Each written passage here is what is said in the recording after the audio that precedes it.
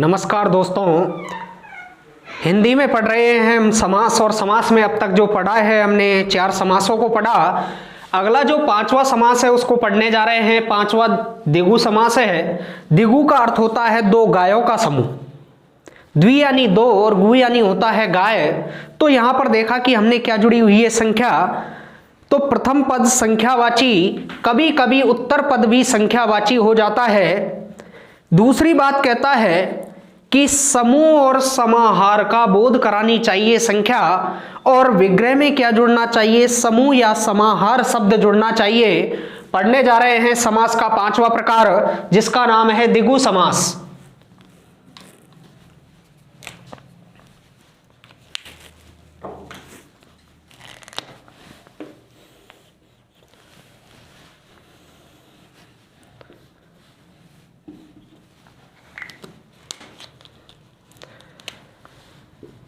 द्विगु समास कहता है प्रथम पद संख्यावाची,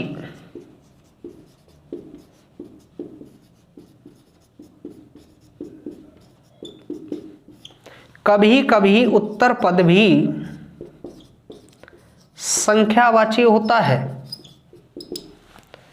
दूसरी बात कहता है कि जो संख्या है वो समूह और समाहार का बोध करानी चाहिए।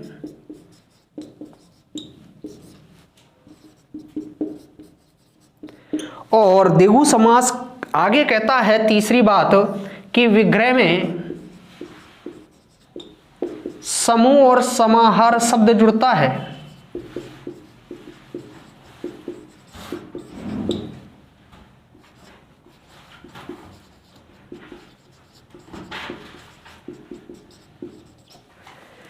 द्विगु समास की बात कर रहे हैं। 5वां जो प्रकार है समास का, द्विगु समास कहता है 3 बातें। प्रथम पद संख्यावाची, कभी कभी उत्तर पद भी संख्यावाची होता है।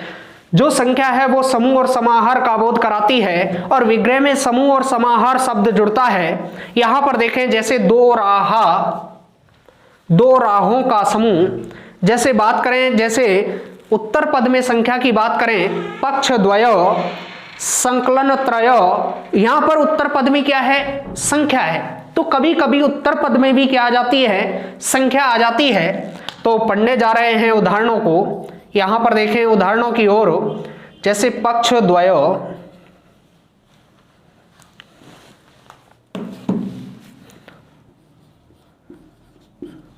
जैसे बात करें संकलन त्रय,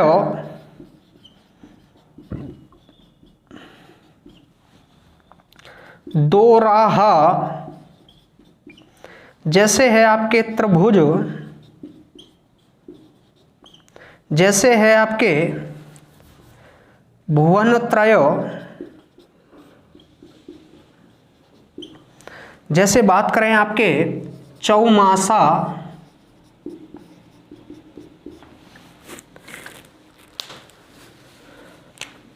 पक्षद्वय। यहां पर देखें दो पक्षों का समूह,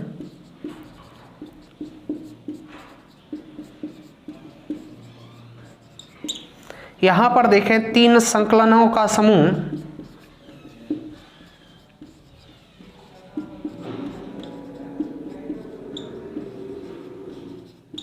यहां पर देखें 2 राहों का समूह,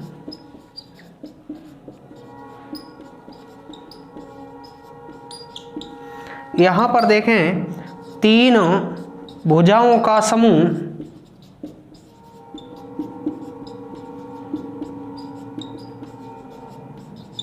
यहां पर देखें 3 भुवनों का समूह,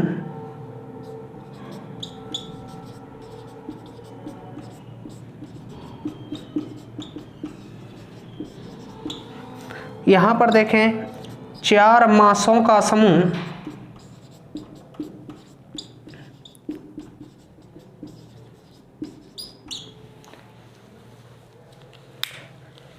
पक्षद्वय 2 पक्षों का समूह, संकलन त्रय 3 संकलनों का समूह, 2 राहा 2 राहों का समूह, त्रिभुज 3 भुजाओं का समूह, भुवन त्रय 3 भुवनों का समूह, चौमासा 4 मासों का समूह। किसका बोध हो रहा है, संख्या का बोध हो रहा है। पर वो संख्या किसका बोध कराती है, समूह का बोध कराती है। जैसे बात करें चतुर्वर्ण, जैसे आता है चतुर्भुज, जैसे आता है पंचवटी, जैसे आता है पंचपात्र, जैसे आता है षड्भुज, जैसे आता है सप्ताह,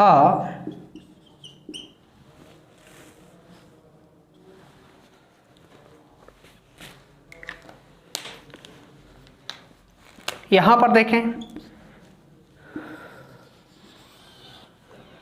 4 वर्णों का समूह,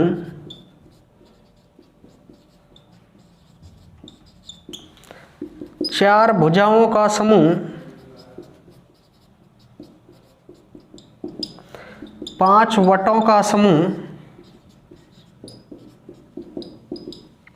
5 पात्रों का समूह,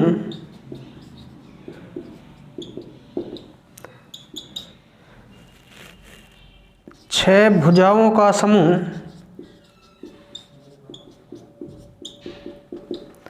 7 दिनों का समूह,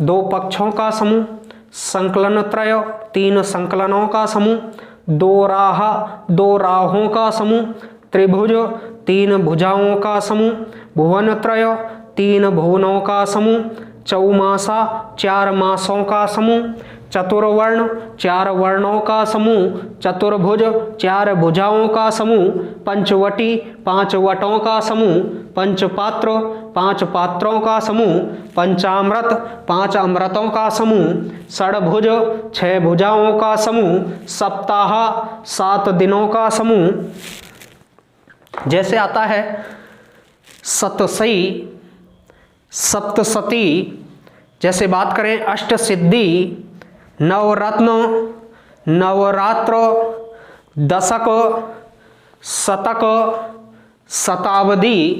तो यहाँ पर प्रथम पद क्या है? संख्यावाची। और जब प्रथम पद संख्यावाची हो तो आपके द्विगु समास पर वो संख्या किसका बोध करानी चाहिए? आपके समूह का बोध करानी चाहिए। तो आपके कौन सा समास कहलाता है? द्विगु समास कहलाता है। आगे देखें और उदाहरण।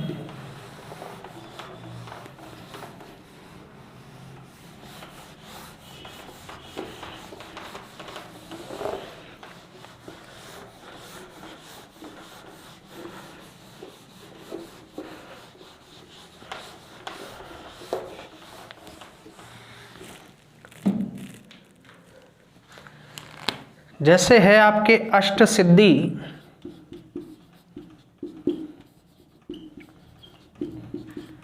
जैसे है आपके नवरत्न, जैसे है आपके नवरात्र, जैसे आपके है दशक, जैसे है आपके शतक, जैसे है आपके शताब्दी,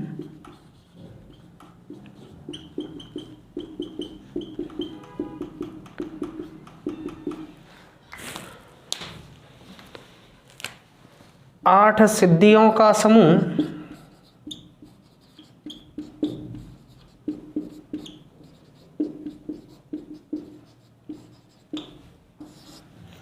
नौ रत्नों का समूह,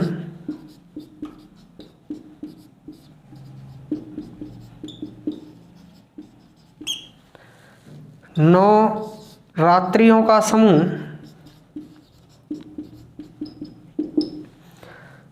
10 का समूह,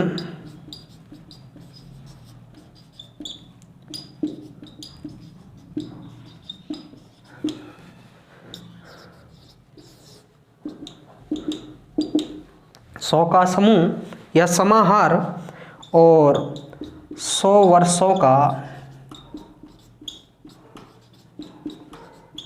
समूह। यहां पर देखें द्विगु समास 3 बातें कहता है। प्रथम पद संख्यावाची, कभी कभी उत्तर पद भी संख्यावाची हो जाता है। समूह और समाहार का बोध होता है और विग्रह में समूह और समाहार सब जुड़ता है। तो यहाँ पर देखें अष्ट सिद्धि संख्या है क्या प्रथम पद में? बिल्कुल है। नवरत्न में प्रथम पद में संख्या, नवरात्र में, दशक में, शतक में और शताब्दी सभी में के प्रथम पद में क्या है? संख्या। और प्रथम पद संख्यावाची किस में होता है? द्विगु समास में। 8 सिद्धियों का समूह, नवरत्न नवरत्नों का समूह, नवरात्र नवरात्रियों का समूह, दशक 10 का समूह या समाहार, शतक 100 का समूह या समाहार, शताब्दी 100 वर्षों का समूह या समाहार। तो कहने का मतलब यह है समूह या समाहार शब्द जोड़ा जाता है किस? विग्रह में। ध्यान रहे, द्विगु समास 2 गायों का समूह, 2 क्या है आपके? संख्या। प्रथम पद यदि संख्यावाची है और वो समूह का बोध कराता है तो आपके कौन सा द्विगु समास होता है। जैसे अगले समास जो अंतिम समास है आपके बहुब्रीहि समास, बहुत सा धान्य है जिसके पास वह है, तीसरा अर्थ निकलता है किसान। तो यहां पर देखें छठा जो प्रकार है समास का जिसका नाम है बहुब्रीहि समास। बहु यानी बहुत सा, व्रीहि यानी अनाज, बहुत सा अनाज है जिसके पास वह है, कौन कहलाता है? किसान कहलाता है। तो यहां पर देखें समास का जो अंतिम प्रकार है उसको पढ़ने जा रहे हैं बहुब्रीहि समास।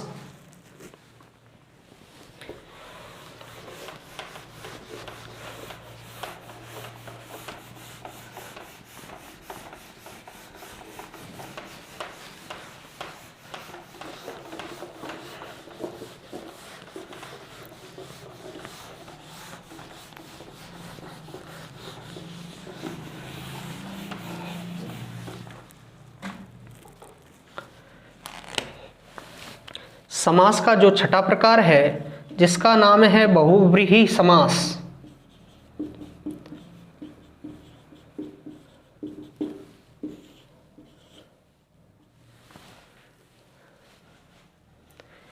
बहुब्रीहि समास जो आपके है वो आपके 4 बातें कहता है। 4 बातें क्या क्या हैं वो देखते हैं।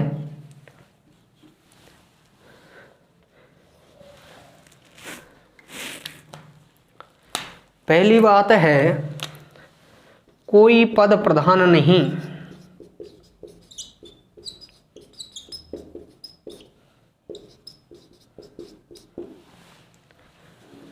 दूसरा कहता है अन्य अर्थ की प्रधानता।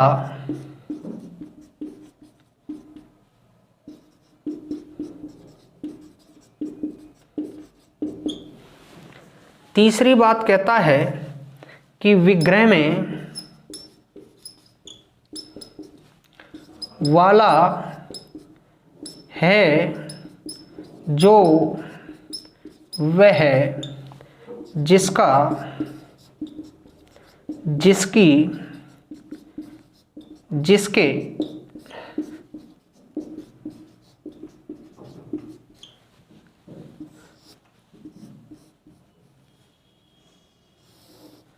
जुड़ते हैं।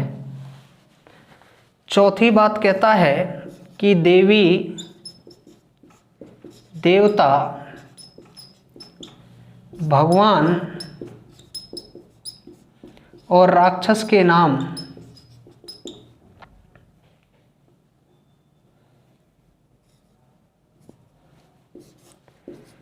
भी किस में आते हैं? बहुब्रीहि समास में आते हैं।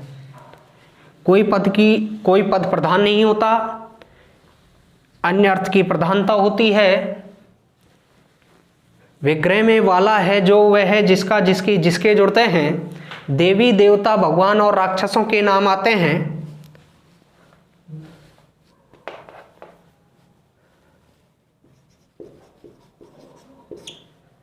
अन्य पद प्रधान, अन्य अर्थ की प्रधानता, विग्रह वाला है जो वह है जिसका जिसकी जिसके, देवी देवता भगवान और राक्षसों के नाम।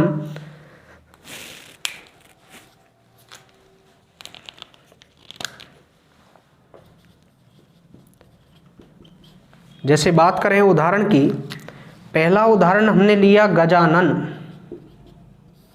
जैसे हमने लिया त्रिनेत्र, जैसे हमने लिया चतुर्भुज, जैसे हमने लिया पंचमुखी, जैसे हमने लिया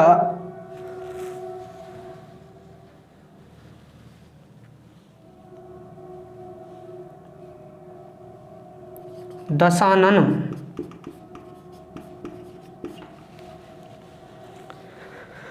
जैसे हमने लिया सुग्रीव, जैसे हमने लिया आजान बाहु, जैसे हमने लिया चंद्रचूड़,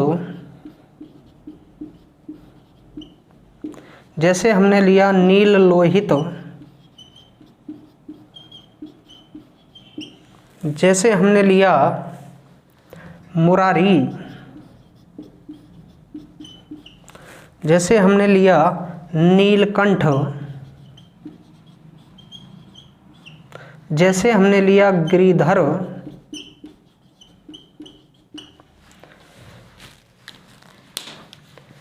गज है आनन जिसका वह,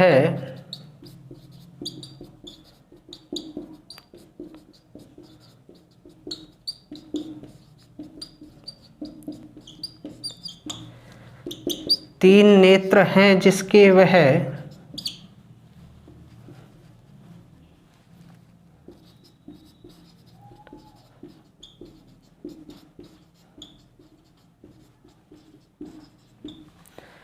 चार भुजा है जिसके वह,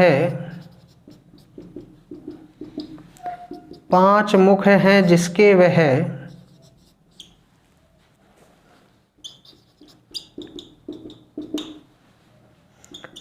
दस मुख हैं जिसके वह,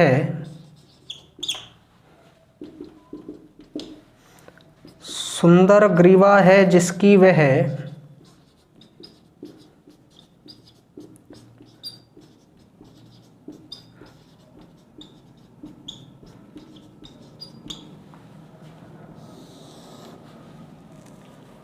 लंबी भुजा है जिसकी वह,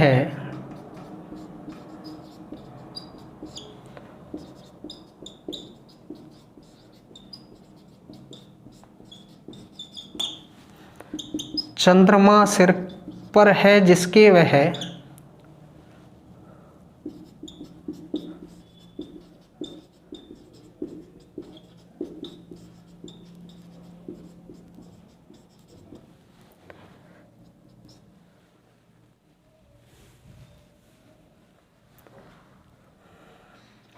नीला लहू है जिसका वह,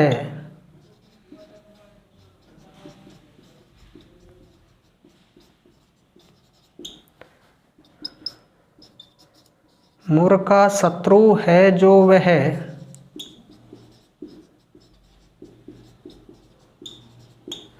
नीला कंठ है जिसका वह,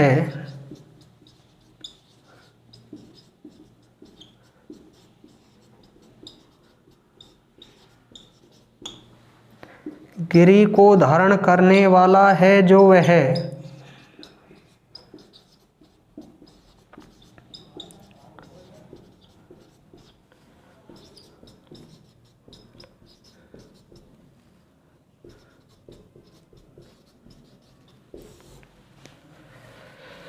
गजानन गज है आनंद जिसका वह, त्रिनेत्र तीन नेत्र हैं जिसके वह, चतुर्भुज चार भुजा है जिसके वह, पंचमुखी पांच मुख हैं जिसके वह, षडमुख छह मुख हैं जिसके वह, कार्तिकेय दशानन दस मुख हैं जिसके वह, रावण सुग्रीव सुंदर ग्रीवा है जिसकी वह, आजान बाहु लंबी भुजा है जिसकी वह, चंद्रचूड़ चंद्रमा सिर पर है जिसके वह, नील लोहित नीला लहू है जिसका वह, मुरारी मुर का शत्रु है जो वह, नीलकंठ नीला कंठ है जिसका वह, गिरिधर गिरि को धारण करने वाला है जो वह। कहने का मतलब यह है यहाँ पर ज्यादातर देवी देवताओं और भगवान और राक्षसों के नाम आते हैं, अन्य पद की प्रधानता, अन्य अर्थ की प्रधानता, अन्य अर्थ की प्रधानता विग्रह में वाला है जो वह है, जिसका जिसकी जिसके जुड़ते हैं देवी देवता और भगवान और राक्षसों के नाम भी किस में आते हैं, बहुब्री समास में आते हैं। तो यहाँ पर हमने देखा गजानन गणेश जी, त्रिनेत्र शिव जी, चतुर्भुज विष्णु जी, पंचमुखी हनुमान जी, दशानन राक्षस रावण, सुग्रीव सुंदर ग्रीवा सुग्रीव, आजान बहु लंबी भुजा है जिसकी वह है राम, चंद्रचूड़ शिवजी, नील लोहित मुरारी कृष्ण, नीलकंठ शिवजी, गिरिधर कृष्ण,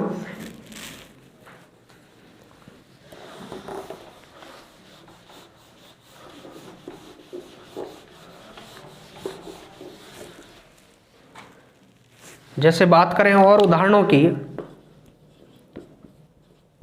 वज्रपाणी जैसे आपके है जलज, जैसे है वाल्मीकि, जैसे है जितेंद्रिय, जैसे है अष्टाध्यायी, जैसे है कुशाग्र बुद्धि,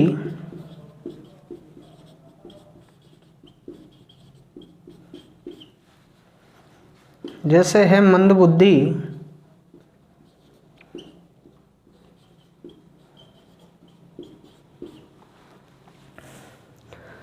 जैसे है अष्टाध्यायी,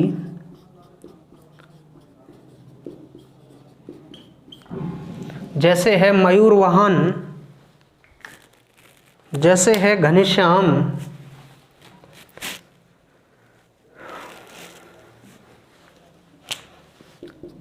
वज्र है जिसके हाथ में वह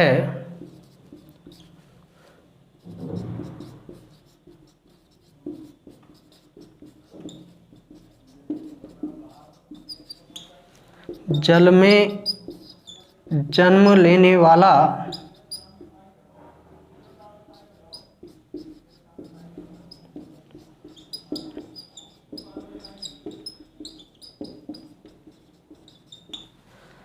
वाल्मीकि से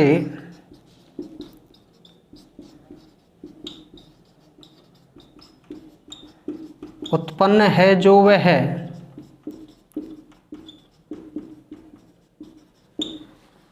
जिसने इंद्रियों को जीत लिया हो वह,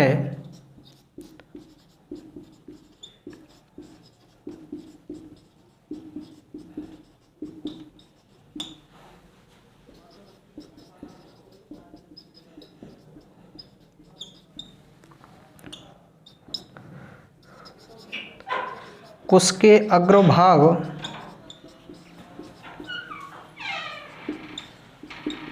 समान बुद्धि है जिसकी वह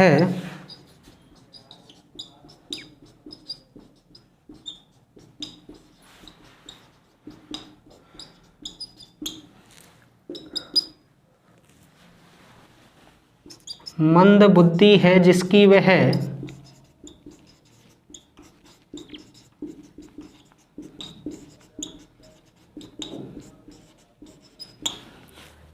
8 अध्यायों की पुस्तक है जो वह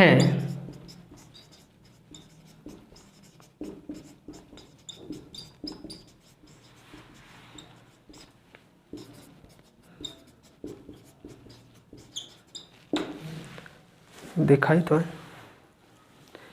वज्रपाणी वज्र है जिसके हाथ में वह है, जलज जल में जन्म लेने वाला है जो वह है, वाल्मीकि वाल्मीकि से, वाल्मीकि कहते हैं दीमक को, दीमक से उत्पन्न है जो वह है, जितेंद्रिय जिसने इंद्रियों को जीत लिया हो वह है, कुशाग्र बुद्धि कुश के अग्रभाग के समान बुद्धि है जिसकी वह है, मंद बुद्धि जिसकी है वह अष्टाध्यायी 8 अध्यायों की पुस्तक है जो वह मयूर वाहन है जिसका वह कार्तिकेय, किसका है? कार्तिकेय का। चक्रपाणी चक्र है जिसके हाथ में वह विष्णु।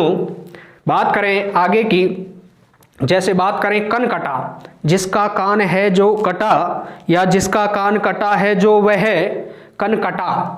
जैसे बात करें आगे आपके आता है, यहाँ पर हमने देखा है नीलकंठ पढ़ लिया, चंद्रचूड़ भी पढ़ा। चंद्रचूड़ और नीलकंठ ये दोनों आपके शिवजी के नाम हैं।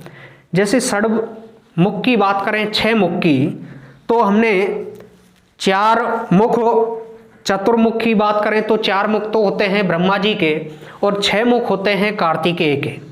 तो मैंने एक ही बात कही कि बहुब्रीहि समास में देवी देवता का नाम और भगवान और राक्षसों के नाम ज़्यादा आते हैं। तो विशेषकर ध्यान रहे कि कोई भी यदि आपके सामासिक पद है, उस सामासिक पद में देखें किसी देवी देवता और भगवान और राक्षस का नाम तो नहीं है।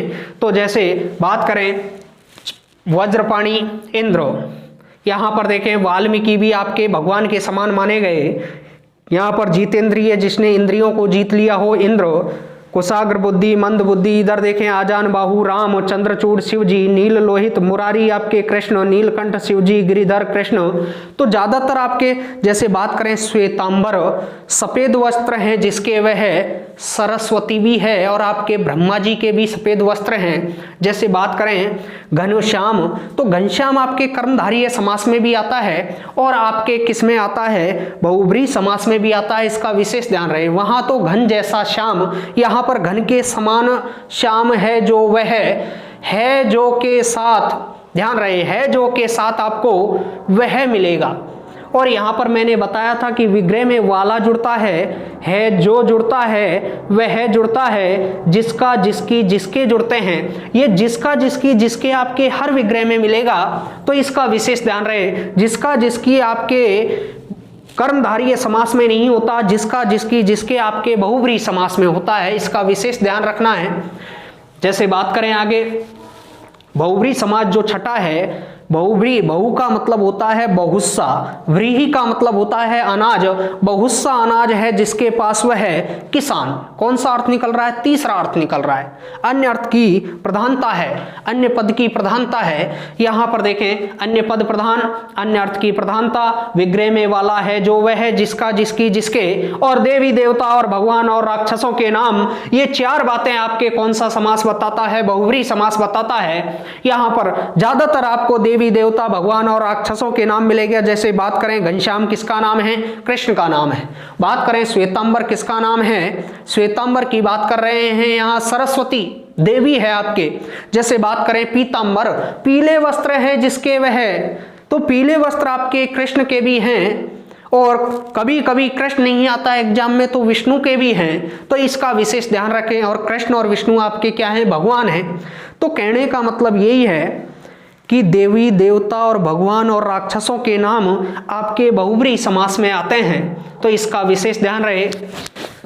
जैसे अष्टाध्यायी पाणिनि द्वारा रचित पुस्तक है, ये 8 अध्यायों की पुस्तक है जो आपके पाणिनि द्वारा रचित, जो पाणिनि हैं आपके त्रिमुनि में आता है। पाणिनि, कात्यायन और पतंजलि, ये तीनों को आप त्रिमुनि कहते हैं।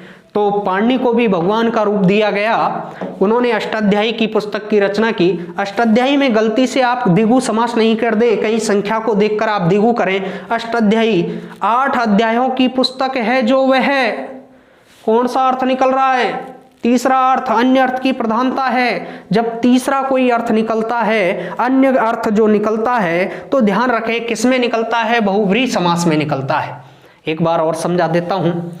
अव्ययी भाव समास, तत्पुरुष समास, कर्मधारय समास, द्वंद्व समास, द्विगु समास और बहुब्रीहि समास, ये 6 समास थे। अव्ययी भाव समास में बात करें तो उसमें प्रथम पद अव्यय होता है। बात करें उसमें आपके प्रथम पद अव्यय होता है, पूरा पद अव्यय हो जाता है, और शब्द की पुनरावृत्ति होती है, और सभी उपसर्गों का प्रयोग अव्ययी भाव समास में होता है। मैं आपको यहाँ डायग्राम बनाने जा रहा हूँ। उस डायग्राम के माध्यम से हमको कुछ हेल्प मिलती है एग्जाम में। तो ध्यान रहे, 6 समासों को हमने विस्तार से पढ़ा, और विस्तार के साथ साथ जैसे संधि में हमने एक डायग्राम बनाया था, उसी प्रकार समास में भी एक डायग्राम बनाने जा रहा हूँ। तो ध्यान रहे, तो पढ़ने जा रहे हैं, एक छोटा सा डायग्राम है, वो भी हमको याद करना है। देखें,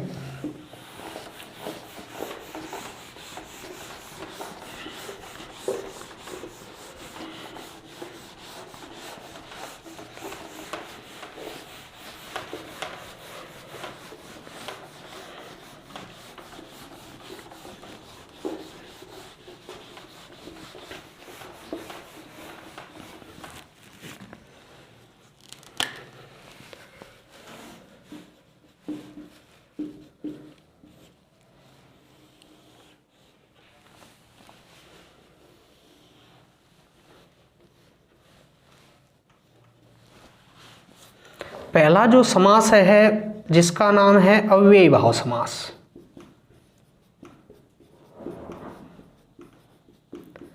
दूसरा जो समास है उसका नाम है तत्पुरुष समास।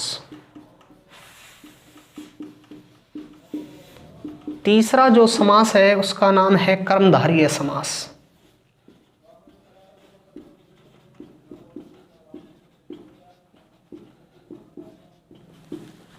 यहां पर देखें कि आपके अव्ययी भाव समास क्या कहता है, उसके बारे में देख लेते हैं। अव्ययी भाव समास कहता है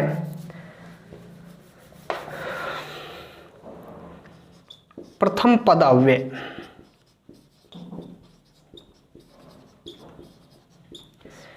एक शब्द कितनी बार, 2 बार, और क्या, उपसर्ग, ये 3 बातें कहता है जिससे हम अपने अव्ययी भाव समास को पहचान सकते हैं। प्रथम पद अव्यय जिसके लिंग वचन काल कारक आदि में किसी भी प्रकार का परिवर्तन ना हो अव्यय कहलाता है। एक शब्द कितनी बार, 2 बार आए और उपसर्ग का प्रयोग हो तो आपके कौन सा समास कहलाता है, अव्ययी भाव समास कहलाता है। ये शॉर्ट में पढ़ रहे हैं हम इसको कि कैसे यदि कोई समास आता है तो उसको कैसे बताएं। यहां पर देखें तत्पुरुष समास, इसमें आपके दूसरा पद प्रधान होता है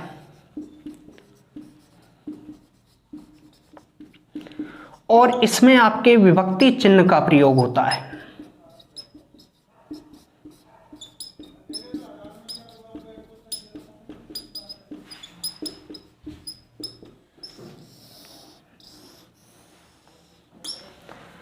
दूसरा पद प्रधान और विभक्ति चिन्ह का प्रयोग किस समास में होता है, तत्पुरुष समास में होता है। जैसे आपके बात करें विभक्ति चिन्हों की, कारक जब पढ़ेंगे, कर्ता ने कर्म को करण से संप्रदान के लिए आपादान से अलग संबंध काके की अधिकरण में पेपर संबोधन है और, तो 2 कारकों को तो छोड़ा जाता है। बाकी जैसे कारक है कर्म कारक, कर्म का होता है को, करण का है द्वारा भी जुड़ता है, से भी जुड़ता है, संप्रदान में के लिए जुड़ता है, आपादान में से अलग जुड़ता है, संबंध में काके की, और अधिकरण में पे और पर, ये आपके किस में जुड़ते हैं, कारकों में जुड़ते हैं और ये आपके चिन्ह होते हैं। और चिन्हों का प्रयोग तत्पुरुष समास में किया जाता है। बात करें कर्मधारय समास, विशेषण विशेष्य का प्रयोग आपके किस में किया जाता है, कर्मधारय समास में किया जाता है। और विशेषण विशेष्य के साथ उपमान उपमेय का भी प्रयोग होता है। और इसमें आपके रूपी शब्द आता है। कौन सा शब्द आता है, रूपी शब्द आपके किस में आता है, कर्मधारय समास में आता है। इसका विशेष ध्यान रहे। तो पहला जो समास अव्ययी भाव समास, प्रथम पद अव्यय, एक शब्द 2 बार और उपसर्गों का प्रयोग। तत्पुरुष समास, दूसरा पद प्रधान, विभक्ति चिन्हों का प्रयोग। कर्मधारय समास, विशेषण विशेष्य, उपमान उपमेय और रूपी शब्द जुड़ता है।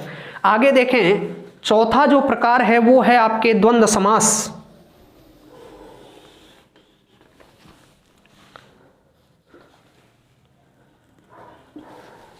चौथा जो समास है वो है आपके द्वंद्व समास। पांचवा है आपके द्विगु समास। और आपके बात करें छठा जो प्रकार है वो है आपके बहुब्रीहि समास।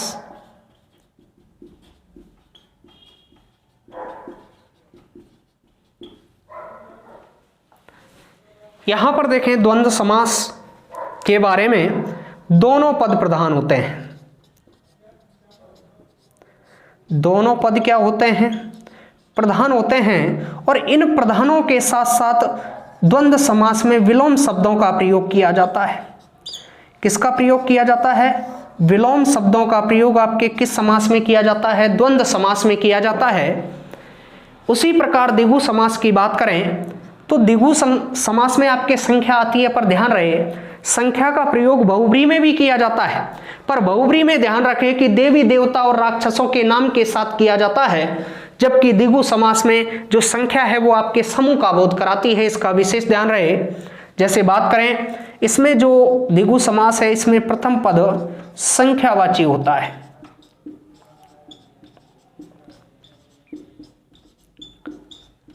और जो ये संख्या है ये किसका बोध करानी चाहिए? समूह का बोध। जो संख्या है इसमें आपके किसका बोध कराती है? समूह का बोध। विशेषकर ध्यान रहे द्विगु समास में, क्योंकि द्विगु का जो अर्थ है वो होता है दो गायों का समूह। उसी प्रकार बात करें बहुब्रीहि समास की, तो बहुब्रीहि समास में आपको ध्यान रखना है, विशेषकर ध्यान रखना है, जैसे बात करें हम, एक तो आपके ये वाला, एक आपके है, एक जो, एक वह, ये जो है जो वह है, ये आपके जिसका जिसकी जिसके के साथ जुड़ते हैं, जिसका जिसकी और जिसके के साथ जुड़ते हैं। और जो मेन बात होती है बहुब्रीहि समास की, इसमें नाम आता है भगवान का, देवी का, देवता का और राक्षस का। ज्यादातर ये नाम से पूछा जाता है, तो ध्यान रहे देवी देवता भगवान और राक्षसों के नाम आपके एक ही समास में आते हैं बहुब्रीहि समास में, जिससे हम पहचान सकते हैं। ध्यान रहे यहाँ पर जो संख्या होगी वो देवी देवता भगवान और राक्षसों के नाम के, जैसे त्रिनेत्र है, त्रिनेत्र किसका नाम है? शिव जी का नाम है। जैसे आता है चतुर्भुज, चतुर्भुज किसका नाम है? विष्णु का नाम है। जैसे आता है पंचमुखी, किसका नाम है? हनुमान जी का नाम है। जैसे आता है षडभुज, षडभुज 6 भुजा हैं जिसकी। जैसे आता है आपके बात करें दशानन, दशानन किसका नाम है? रावण का नाम है। तो वहां पर संख्या किसके साथ जुड़ती है? देवी देवता भगवान और राक्षसों के साथ संख्या जुड़ती है। यहां पर संख्या है किसका बोध कराती है? समूह का बोध कराती है।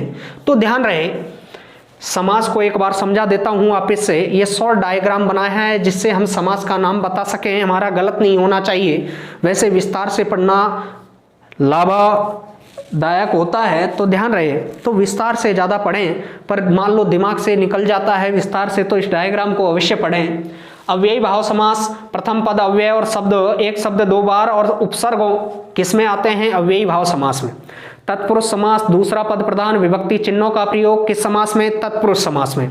कर्मधारीय समास, विशेषण विशेष्य, उपमान उपमेय और रूपी शब्द किसमें जुड़ता है? कर्मधारीय समास में। बात करें द्वंद्व समास की, दोनों पद प्रधान और विलोम शब्दों का प्रयोग किस समास में? द्वंद्व समास में। बात करें द्विगु समास की, प्रथम पद संख्यावाची और समूह का बोध। संख्या किसका बोध करानी चाहिए? समूह का बोध। तो कौन सा समास कहलाता है? द्विगु समास कहलाता है। बात करें बहुब्रीहि समास, वाला, है, जो, वह, ये है जो वह किसके साथ जुड़ना चाहिए? जिसका जिसकी जिसके के साथ जुड़ना चाहिए। भगवान देवी देवता और राक्षसों के नाम किसमें आते हैं? बहुब्रीहि समास में आते हैं। ये हमने टॉपिक पढ़ा है समास का।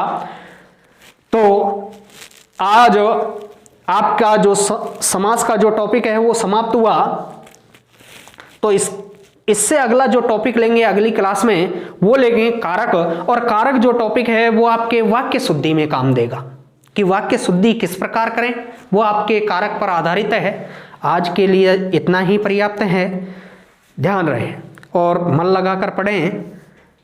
इतना ही मैं आपसे कहना चाहता हूँ। धन्यवाद।